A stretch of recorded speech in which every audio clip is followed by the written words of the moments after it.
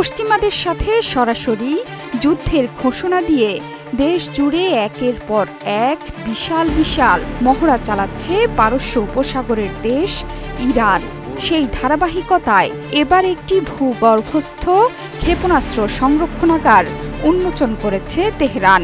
সংরক্ষণাগারটি উন্মোচন করেই নতুন বিশেষ ক্ষেপণাস্ত্র তৈরির ঘোষণা দিয়েছে ইরান।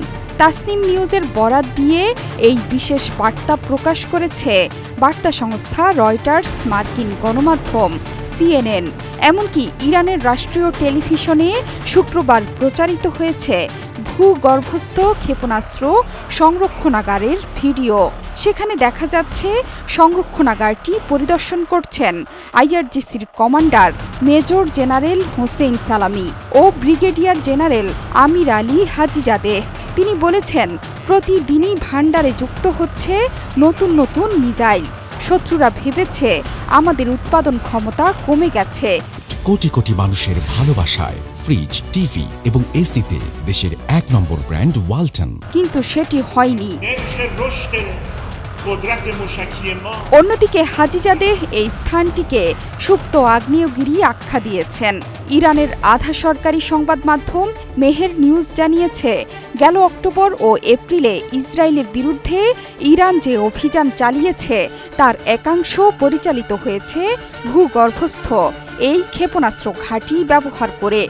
শুক্রবার ইরানের দক্ষিণ পশ্চিমাঞ্চলীয় শহর আবাদানে এক অনুষ্ঠানে তিনি ঘোষণা দেন যে নতুন বিশেষ ক্ষেপণাস্ত্র তৈরি করছে IRGC অ্যারোস্পেস ফোর্স।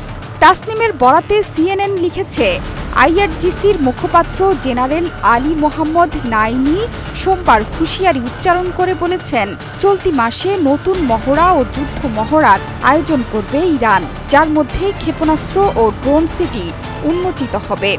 এর মধ্যে ভূগর্ভে সংরক্ষিত ক্ষেপণাস্ত্র এবং দক্ষিণ ইরানে জাহাজে থাকা আরেকটি স্থাপনা রয়েছে। শুক্রবার তেহরানে 1,10,000 সদস্যের একটি বড় মহড়া দিয়েছে ইরানের বাসিজ বাহিনী। সম্প্রতি বেশ কয়েকটি যুদ্ধ মহড়া চালিয়েছে ইরানের সশস্ত্র বাহিনী।